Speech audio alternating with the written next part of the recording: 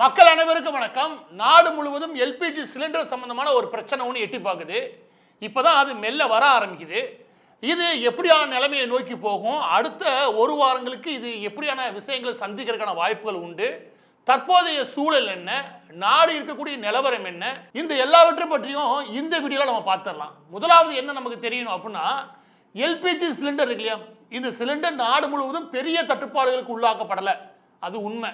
ஆனால் என்ன உருவாகுது அப்படின்னா, இது தட்டுப்பாடுகள் உருவாகிறதுக்கான வாய்ப்பு உண்டுன்றதுனால எல்லா பக்கத்தும் பதுக்கல்கள் நடக்க ஆரம்பிக்குது. இன்னொரு பக்கத்து இதை பிளாக் மார்க்கெட்டில் விற்கிறதுக்கான வேலைகளை அதிகரிக்கிறாங்க. எனவே மத்திய அரசை பொறுத்த வரைக்கும் என்ன கொண்டு வராங்க அப்படின்னா, எசென்சியல் கம்யூனிட்டி ஆக்ட், அதாவது அத்தியாவசிய பொருட்களை கட்டுப்படுத்துறது இல்லையா, அதற்கு கீழே எல்பிஜி சிலிண்டரை யாராவது பதுக்குனாலோ இல்லாட்டி பிளாக்ல வித்தாலோ 7 வருஷம் ஜெயிலுக்கு போக வேண்டியிருக்கும். எனவே யாராவது பிளாக்ல விற்கிறத நீங்கள் பார்த்தாலோ இல்லாட்டி பதுக்கி வைக்கிறத நீங்கள் பார்த்தீங்கன்னா உடனடியாக கம்ப்ளைண்ட் கொடுங்க. மத்திய அரசு மாநில அரசுக்கு கீழே இருக்கக்கூடிய வெப்சைட்ஸில், இல்லாட்டி மாநில அரசு இல்லையா, திமுக அரசு அதுவே பதுக்கி வச்சு வித்தால் விற்கும். எனவே அந்த அரசாங்கத்திலே கம்ப்ளைண்ட் பண்ணுங்க, இல்லைன்னா மத்திய அரசிட்ட கம்ப்ளைண்ட் பண்ணலாம். இந்த மாதிரி பதுக்கி வைக்கக்கூடிய இல்லை பிளாக்ல விற்கக்கூடிய எல்லா நபருமே 7 வருஷம் எந்தவித தயவு தாட்சம் இல்லாமல் ஜெயிலுக்கு போவாங்க. இது முதலாவது. ரெண்டாவது என்ன அப்படின்னா, நாம புரிஞ்சுக்க வேண்டியது குரூட் ஆயில் இருக்கு இல்லையா, அதாவது பெட்ரோல் டீசல் இருக்கு இல்லையா, இதில் 85% இறக்குமதி பண்ணுறோம், நாட்டில் 15% உற்பத்தி பண்ணுறோம். எனவே குரூட் ஆயிலை பொறுத்த வரைக்கும் பெட்ரோல் டீசல் இருக்குல்ல, இதுதான் நம்ம அதிக தேவையே இருக்குது, முக்கியமாக மத்திய கிழக்கு நாடுகளை. அதை இறக்குமதி பண்ணுறது தான் முதலாவது தலைவலி இந்திய அரசுக்கு உருவாச்சு. ஏன் அப்படின்னா, ஈரான், இஸ்ரேல், அமெரிக்க போருக்கு இடையில மத்திய கிழக்கு நாடுகள் எல்லாமே தங்களுடைய ப்ரொடக்ஷனை நிப்பாட்டுறாங்க. எனவே இந்த குரூட் ஆயிலை எங்கேருந்து இறக்குமதி பண்ணுறது, அதுதான் பெரிய தலைவலியாக இருந்தது. இப்போ ரஷ்யாவிலேருந்து இறக்குமதி பண்ணுறதுல எந்த சிக்கலும் கிடையாது. எனவே ரஷ்யாவிலேருந்து இறக்குமதி பண்ணுறதுக்கான ஏற்பாடுகளை தீவிரப்படுத்தியிருக்கு இந்தியா. எனவே அதுலேயும் சிக்கல் வரக்கான வாய்ப்பு இல்லை.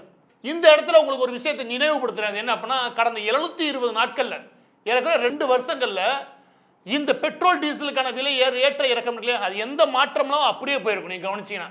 எனவே இந்திய அரசாங்கம் அதை சரியாக தான் கையாளுறாங்க, மற்றவங்க மாதிரி கிடையாது. இரண்டாவது என்ன அப்படின்னா, நேச்சுரல் கேசஸ்.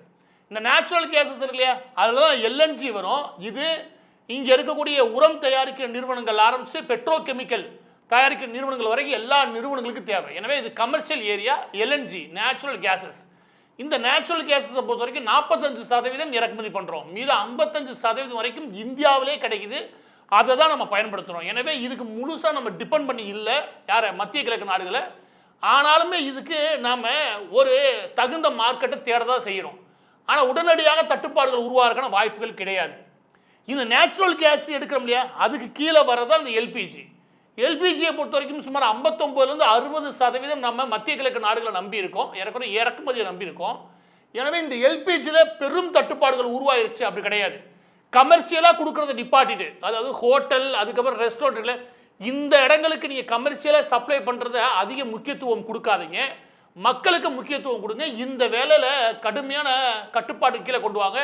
நியூவாக ஒரு பேனல் போட்டிருக்காங்க. எனவே இந்த தட்டுப்பாடு இல்லாமல் கொண்டு போய் சேர்க்கறதுக்கு அதற்கு, அதாவது ஒரு 4-5 நாள் இடைவெளி கிடைக்கலாம், இல்லாட்டி ஒரு வாரம் இல்லை 20 நாட்கள் கூட தள்ளி போகலாம். ஆனால் இவங்களுக்கு யாரு, மக்களுக்கு கொண்டு போய் சேர்க்கறதுக்கான வேலைகளில் ஈடுபடுங்க அப்படின்னு தான் சொல்லப்பட்டிருக்கே தவிர, கடுமையான தட்டுப்பாடு உருவாயிருச்சு அப்படின்னு இங்கே கிளப்பி விடுற மாதிரி கிடையாது. ஏன் அப்படின்னா, நாம் உள்நாட்டிலே இந்த நேச்சுரல் கேஸ் இருக்கிறோம் இல்லையா, அதோட சேர்ந்தது தான் இந்த எல்பிஜியும் சேர்த்து. இப்போ இந்த இடத்துல ஒரு விஷயத்தை சொல்லிட்டு போகிறேன், ஏன்னா இந்த நேரத்தில் நினைவுபடுத்த வேண்டியது ஒரு அவசியம். எனவே நேச்சுரல் கேஸ் அண்ட் எல்பிஜி இருக்கு இல்லையா, இதை பொறுத்த வரைக்கும் நமக்கு ரொம்பவும் தேவை. எல்பிஜி, எல்என்ஜி இருக்கு இல்லையா, இந்த 2 ஏரியாலையும் நமக்கு யார் பெரிய 60% இறக்குமதி பண்ணுறதுல 60%. நாம் உள்நாட்டில் உற்பத்தி பண்ணுறோம், ஆனால் இறக்குமதி பண்ணுறதுல 60% நம்ம யாரை நம்பியிருக்கோம் அப்படின்னா, கத்தாரையும் குவைத்தையும். கத்தார் அண்ட் குவைத், யூஏ, இந்த 3 நாடை மட்டும் சுமார் 60% நம்ம நம்பியிருக்கோம். இந்த 3 நாடுமே எல்என்ஜி, எல்பிஜி இருக்கு இல்லையா, இதை ஏற்றுக்கிட்டு வர ஷிப் இருக்கு இல்லையா, அது இதை கடந்தாகணும், ஈரான் முடியாதுன்ட்டான். எனவே இப்போதைக்கு அந்த ப்ரொடக்ஷனை நிப்பாட்டிட்டாங்க. ஏறக்குறைய எல்லா இடங்கள்லையும் ஈரான் தாக்குதல் நடத்துது, முக்கியமாக கத்தாரையும் குவைத்தையும் யூஏயும். இந்த 3 நாடுகளை ஏன் தாக்குதல் நடத்துறான்னா, அமெரிக்காவோட பேசஸ் அங்கே அமைஞ்சிருக்கு, அவங்க அமெரிக்காவுக்கு இடம் கொடுத்ததுனால அவங்கள தாக்குதல் நடத்துறான்னு வச்சுக்கோங்க. எனவே இப்போதைக்கு நகர்றதுக்கான வாய்ப்பு இல்லை.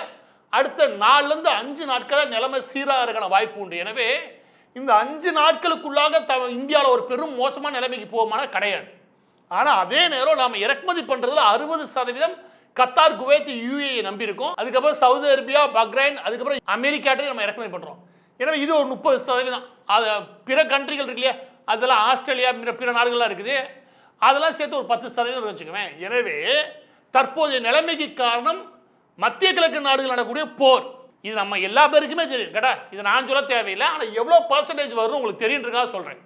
ஆனால் இந்த விஷயம் தெரிஞ்சும் ஊருக்குள்ள கம்யூனிஸ்ட் பாருங்க, கடந்த 5 வருஷமா எதுக்குமே போராட்டம் நடத்தாதவன் அவன் வந்து மத்திய அரசு கூட்டிருச்சு அப்படின்னு சொல்லி போராட்டம் நடத்த வரான். அப்போ எவ்வளோ பெரிய கேடு கட்டவன். இது வந்து காரணம் மத்திய அரசாம். எது இந்த தேமுதிக விஜயகாந்த் மனைவி பிரேமலதா விஜயகாந்த், ஐயோ வயிறு எரியுதான். நீ பண்ற காரியத்துக்கு உன் கட்சிக்காரனுக்கே வயிறு எரியும். இவங்க 2 பேரும் திடீர்னு போராட்டம் வந்துட்டாங்க. எது மத்திய அரசு தான் காரணம். இவங்க 2 பேருக்கு எலும்பு துண்டு போறது யாரு? திமுக. திமுகவுக்கு என்ன தேவை? இவங்க 2 பேரும் போராட்டம் நடத்தி இந்த விஷயத்தை மத்திய அரசு தான் காரணம் கொண்டு போய் சேர்க்கணும். ஊருக்கே தெரியும், படிக்காத பாமர மக்களுக்கே தெரியும், மத்திய கிழக்கு நாடுகள் அரபு தேசம் முழுவதுமாக பெரிய அளவில் போர் நடக்குது. அங்கே நிலைமை சரியில்லை, அதனால இறக்குமதி ஆக முடியல. இறக்குமதி ஆகல, இங்கே டிமாண்ட் உருவாகுது. ஆனால் அந்த டிமாண்ட் முழுமையானது கிடையாதுன்னு சொல்றதுக்காக தான் இந்த வீடியோ. அதாவது எல்பிஜியோ எல்என்ஜியோ முழுமையாக நம்ம மத்திய கிழக்கு நாடுகள்லேருந்து கொண்டு வரல, நம்ம உள்நாட்டிலே உற்பத்தியும் பண்ணுறோம். பெரிய தட்டுப்பாடுகளை உடனடியாக சந்திக்கிறதுக்கான வாய்ப்புகள் கிடையாது. இதை சொல்றதா முக்கியம். இந்த இடத்துல அப்படியே நிப்பாட்டிட்டு இன்னொரு விஷயத்தையும் உங்களை எல்லாத்துக்கும் நினைவூட்ட விரும்புகிறேன். அது என்ன அப்படின்னா, சில வருடங்கள் முன்பு நம்ம மாநிலத்தில் ஏகப்பட்ட போராட்டங்கள், அதை கிளப்பி விட்ட ஃபுல்லாக திமுக வச்சுக்கவேன், இதே எம்கே ஸ்டாலின் தான். அதில் மிக முக்கியமானது ஹைட்ரோ கார்பன் திட்டத்தை எதிர்ப்போம், விவசாயத்தை காப்பாற்றுவோம். ஈத்தேன் மீத்தேன் திட்டத்தை எதிர்ப்போம், விவசாயத்தை காப்பாற்றுவோம். நான் அப்பவும் சொன்னேன், இந்த பாருங்க, நீங்க போதுமான அளவுக்கு உங்களுக்கு உணவு உற்பத்தின்னு இருக்கு இல்லையா, அதை நீங்க அடைஞ்சிட்டீங்க. ஒரு 500 ஏக்கரையோ 600 ஏக்கர்லையோ நீங்க மீத்தேன் ஈத்தேன் இருக்கு இல்லையா, ஹைட்ரோ கார்பனையோ அதை உற்பத்தி பண்றது நல்லது. ஏன்னா உங்களுடைய தேவை இருக்கு. ஒட்டுமொத்த விவசாயமே அதனால அழிஞ்சு போகாது. அதனால எடுக்க போறது 0.0001% விவசாய நிலம் கூட கிடையாது. எனவே இந்த மாதிரி திட்டங்களை அனுமதிங்க. ஏன்னா இதுக்கு நீங்க இறக்குமதியை சார்ந்து இருக்கீங்க.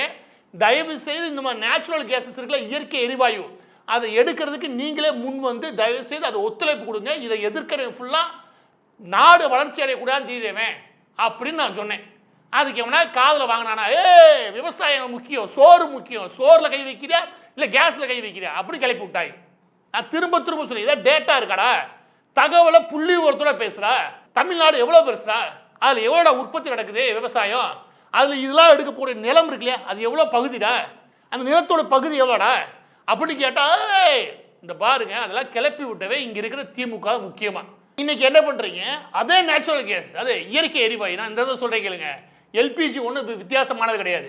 அந்த கிரவுண்ட் பூமிக்குள்ளேருந்து அந்த நேச்சுரல் கேஸ் எடுக்கிறாங்களா, இயற்கை எரிவாயு எடுக்கிறாங்களா, அது முதல் ஸ்டெப்பு. எடுத்து முடிச்சதுமே போகும்போது அது உள்ள இருக்கக்கூடிய CO2, சாலிட் வேஸ்ட், அதுக்கப்புறம் வாட்டர், அதுக்குள்ள தண்ணீர்கள், பிற தனிமங்கள் இருக்குல்ல, இதையெல்லாம் பிரித்து எடுப்பாங்க. பிரித்து எடுத்ததுக்கு அப்புறம் ஸ்டெப் 3ல ஹைட்ரோ கார்பன் இருக்குல்ல, அடர்த்தியான ஹைட்ரோ கார்பனையும் மீத்தேனையும் பிரித்து எடுக்கிறது. அந்த ஹைட்ரோ கார்பன் பிடிச்சதுமே இந்த இடத்துல என்ன வந்துடும் அப்படின்னா, அந்த நேச்சுரல் கேஸ் கிடைச்சிரும், அது இயற்கை எரிவாயு கிடைச்சிரும். அதில் ஈத்தேன் மீத்தேன் புரோப்பைன் பியூட்டேன் இருக்கு இல்லையா, இதில் புரோப்பைன் அண்ட் பியூட்டேன் இருக்குல்ல, இது ரெண்டையும் சேர்த்து மிக்ஸ் பண்ணி கொடுத்தாதான் உங்க எல்பிஜி சிலிண்டர் வச்சு எரிக்கிறீங்களே எரிவாயு அது. அப்போ அதுலேருந்து தான் கிடைக்க போகுது. இதை பிரித்து எடுத்துட்டு தான் இது இண்டஸ்ட்ரிக்கு தேவையான எல்என்ஜி உருவாக்குவாங்க. இதுதான் ப்ராசஸ். நம்ம ஊர்லேயே கிடைக்கிறதுலாம் கிடைக்குது. பெட்ரோல் டீசல் கிடைக்கிறது கஷ்டம் வச்சுக்கோங்க. ஆனால் இந்த நேச்சுரல் கேஸ் தான் ஓரளவுக்கு இந்தியாவில் கிடைக்கும். ஆனால் அதையும் எடுக்க விட மாட்டாங்க.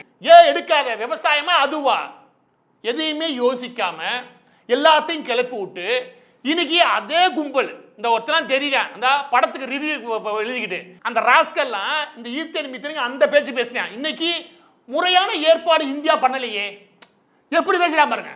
அன்னைக்கே ராஸ்கல் இந்த 4 பேரை வச்சு பொழந்ததுன்னு வச்சுக்கவே, இன்னைக்கு இந்த நிலைமை வராது. நம்மகிட்ட கிடைக்கக்கூடிய நேச்சுரல் கேஸ் நாம தான் அதிகமாக எடுத்துக்கணும். இதை பிற நாடுகளை சார்ந்து இருக்கிற நிலைமை இருக்கு இல்லையா, இப்படியா நிலைமை வரும்போது அவங்களுக்கு புத்தி வரும். அன்னைக்கு சொல்லும்போது யாருக்கும் புத்தி வரல, இன்னைக்காவது தோணுதா? எல்லா விவசாய நிலமும் அழியாது, ஒட்டுமொத்த விவசாயமே அழிஞ்சும் போகாது. நம்ம ஊர்ல ஒரு பிரச்சனை இருக்குது, நேச்சுரல் கேஸ் கிடைக்குதா, ஏதாவது பூமியில கிடைக்குதா, அந்த பூமி சம்பந்தப்பட்ட நபர்கள் அவங்களும் கவர்மெண்ட் சேர்த்துக்காது, அவங்கள்ட்ட இருந்து அப்படி நிலத்தை எடுக்கும். இது ஒரு கவர்மெண்டோட பெரிய பிரச்சனை. அதை கவர்மெண்ட் திருத்தணும். நேச்சுரல் கேஸ் கிடைக்கணும், அவங்களும் பார்ட்னர் சேர்த்துக்க வேண்டியதானே. அந்த கிராமங்களும் சேர்த்துட்டு அவங்களும் நல்லா பணக்காரங்க ஆகிட்டு போறாங்களே, அப்படிலாம் இல்லை, மொத்தத்தையும் கவர்மெண்ட்டே எடுக்கும். இது ஒரு ரூல்ஸ் ஒன்று இந்தியா வச்சிருக்காங்க. அதை மாத்தினாலே ஊர் திருஞ்சிடும். எனவே நேற்று 6 வருஷத்துக்கு முன்னாடி உங்களுக்கு தூண்டி விட்டாலே யாரு, இதே கம்யூனிஸ்ட். இன்னைக்கு வந்து என்ன சொல்ல பாருங்க, விலை கூடி போச்சு, நேற்று அதையும் எடுக்க விட மாட்டேங்கான், இன்னைக்கு இதுக்கும் தூண்டி விடுறான் பாருங்க. இவன் எதையும் முன்னேற விட மாட்டான். இதே மாதிரி தான் நம்ம எல்லா பேருமே கொஞ்சம் எமோஷனல் இடிட்டாகவே இருக்கிறது. முதல்ல விவசாயம்ன்ற துறை இருக்கு இல்லையா, அதை வச்சுட்டு எல்லாத்தையும் தட்டி கழிக்கிறது, எல்லாத்தையும் அதோட சேர்த்து வச்சு உண்டிலேன்னு பண்றது இல்லையா, இந்த மாதிரியான போராட்டங்கள் இருக்கு இல்லையா, இதனால என்ன விளைவுகள் வரும் கொஞ்சமாக யோசிச்சுக்கோங்க. எனவே நேச்சுரல் கேஸ் எங்கேயாவது கிடைக்குதுன்னா அது தயவு செய்து சொல்கிறேன் எடுக்க அனுமதிங்க. அதை எடுக்கிறது தனியார் கிடையாது, கெயில். அதை எடுத்து தனியாருக்கு விற்கலான்னு ஒரு பிளானை போட்டு டிஆர் பாலோட மகன் விற்றான்.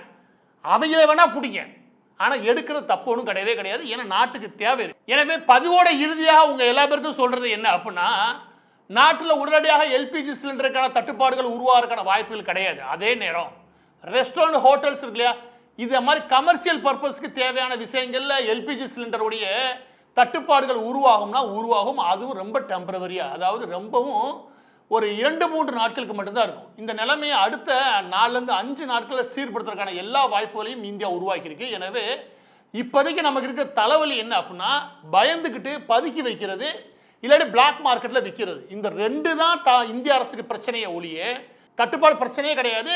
அதை நீட்டாக மெயின்டைன் பண்ணிட முடியும். அடுத்த 3-4 நாட்கள் இருக்குல்ல, சில டிலே வேணா இருக்கும், சில நாட்கள் தாமதம் வேணா இருக்குமே தவிர்த்து நிச்சயமாக பெரும் தட்டுப்பாடுகள் உருவாகிறதுக்கான வாய்ப்பே கிடையாது. அது மக்களுக்கு. இது ரெஸ்டாரண்ட் இருக்குல்ல, அதாவது இங்கே இருக்கக்கூடிய ஹோட்டல்ஸ் ரெஸ்டாரண்ட்ஸ் இருக்குல்லையா, இவங்களுக்கும் பெரிய தட்டுப்பாடு கிடையாது. அதில் இன்னொன்று இருக்குது ஒரு கதை. அது என்ன அப்படின்னா, ஒரு சாஃப்ட்வேர் ஒன்று போட்டு இவங்க ஊரெல்லாம் இந்த ஜிஎஸ்டி பில் இருக்கு இல்லையா, அதை ஏமாற்றிட்டாங்க. அது மத்திய கவர்மெண்ட்டை. அதை நேற்று தான் எந்தெந்த ரெஸ்டாரண்ட்ஸ் எல்லாமே இந்த சாஃப்ட்வேரை பயன்படுத்தி ஏமாத்துறானோ அவனை எல்லாம் ரிவ்யூ பண்ணுறோம் அப்படின்னு சொல்லிச்சுல, இதாண்டா சாக்கு, இந்த நேரம் பார்த்து அடிக்கிறான்டா, ப்ரெஷர் கொடுக்கலான்னு சொல்லிட்டு அதில் ஒரு ரெஸ்டாரண்ட் கும்பல் கிளம்புதுன்னு வச்சுக்கோங்க. எனவே அரசியல் காரணமும் இருக்குது, இன்னொரு பக்கத்து அவங்களுக்கு கமர்ஷியல் சிலிண்டர்ஸ் கிடைக்காமையும் இருக்குது. எனவே ரொம்ப கிடைக்காமலாம் கிடையாது. எனவே மக்களுக்கு எந்த தட்டுப்பாடு பெருசாக உருவாகிற வாய்ப்பே கிடையாது. நீங்கள் செய்ய வேண்டியது, எவனாவது பதுக்குறானா இல்லாட்டி எவனாவது பிளாக்ல விற்கிறானா, ஃபோனை போட்டு ரிப்போர்ட் பண்ணுங்க, 7 வருஷம் ஜெயிலுக்கு அனுப்பு. பதிவோட இறுதியாக நாம ஒரு எடுத்துக்காட்டுக்கு பக்கத்தில் இருக்கிற நாடுகளே வச்சுக்கோமே.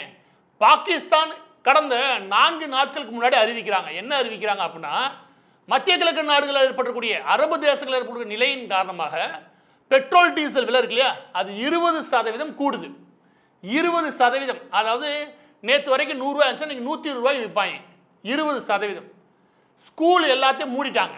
எல்லா யூனிவர்சிட்டி காலேஜ் இருக்குல்ல எல்லாத்தையும் மூடிட்டாங்க. எல்லாம் வீட்டில் இருந்தே படி. கேட்க ஸ்கூல் கல்லூரி படிக்கக்கூடிய மாணவர்களுக்கு சந்தோஷமா இருக்கலாம். அந்த ஊரில் இழுத்து மூணதுக்கு காரணம் இதுக்கு மேலே பெட்ரோல் செலவு ஏற்படக்கூடாதுன்னு. அதற்கடுத்து ஆஃபீஸுக்கு போகிறதெல்லாம் 4 நாள் 3 நாள் குறைச்சிடுங்க. அவனெல்லாம் வீட்டில் உட்காந்து வேலை பார்க்க வைங்க. கவர்மெண்ட் எம்ப்ளாயி இருக்காங்களே, அவங்களுடைய சம்பளம்லாம் 50% கட் பண்ணிடுறேங்க. இப்படின்னு ஒட்டுமொத்தமாக கவர்மெண்ட் நில குலைஞ்சு போயிருக்கு.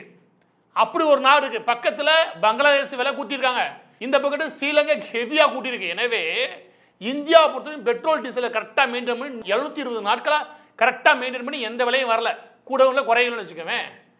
இன்னைக்கு ரூபாய்க்கு தட்டுப்பாடுகளை அதையும் சமாளிக்க முடியும்னுக்கிறாங்க. நமக்கு தேவை அரசாங்கத்தோட ஒத்துழைத்து போகிறது. ஏன்னா இந்த மாதிரி கடினமான நாட்களில் அதுதான் சரி. கம்யூனிஸ்ட்டு இந்த பிரேமலதா விஜயகாந்த் இவங்க சொல்றதெல்லாம் இருக்கு பாருங்க, இதெல்லாம் உண்மை கிடையாது, அது நமக்கே தெரியும்.